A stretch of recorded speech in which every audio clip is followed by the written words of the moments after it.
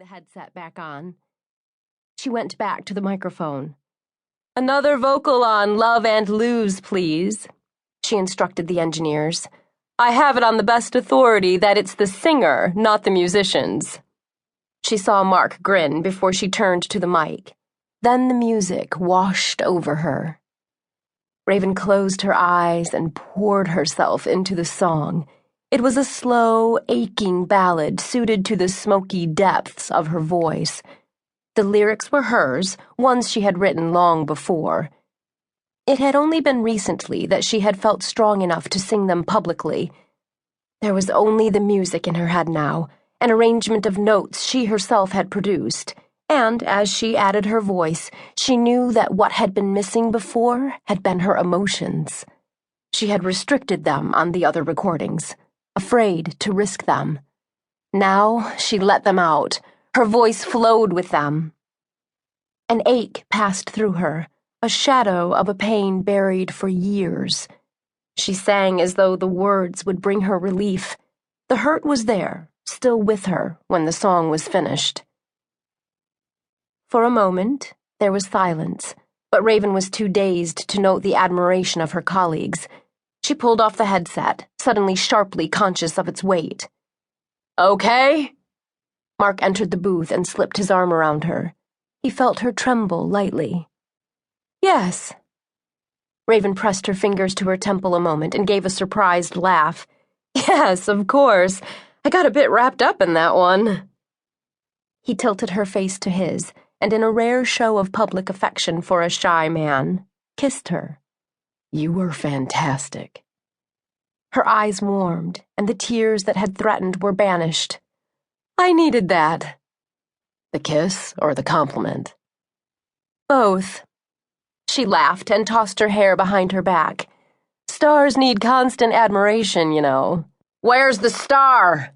a backup vocalist wanted to know. Raven tried for a haughty look as she glanced over. "You," she said ominously, "can be replaced." The vocalist grinned in return, too used to Raven's lack of pretensions to be intimidated. "Who'd carry you through the session?" Raven turned to Mark. "Take that one out and shoot him," she requested mildly, then looked up at the booth. "That's a wrap," she called out before her eyes locked on the man now standing in full view behind the glass. The blood drained from her face. The remnants of emotion from the song surged back in full force. She nearly swayed from the power of it. "Brandon." It was a thought, to be spoken aloud, but only in a whisper. It was a dream she thought had finally run its course. Then his eyes were on hers, and Raven knew it was real. He'd come back. Years of performing had taught her to act. It was always an effort for her to slip a mask into place, but by the time Brandon Carstairs had come down from the booth, Raven wore a professionally untroubled face. She'd deal with the storm inside later. "Brandon, it's wonderful to see you again."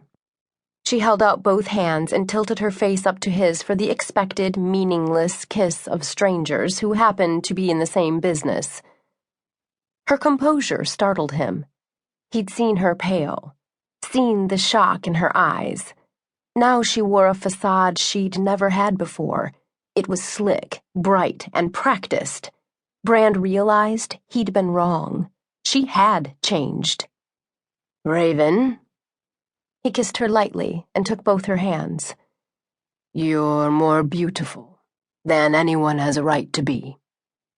There was the lightest touch of brogue in his speech, a mist of Ireland over the more formal British.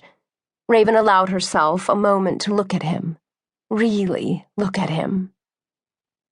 He was tall, and now, as always, seemed a bit too thin. His hair was as dark as her own, but waved where hers was needle straight.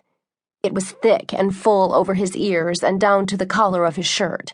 His face hadn't changed. It was still the same face that drove girls and women to scream and swoon at his concerts. It was raw-boned and tanned, more intriguing than handsome, as the features were not altogether even. There was something of the dreamer there, from his mother's Irish half. Perhaps that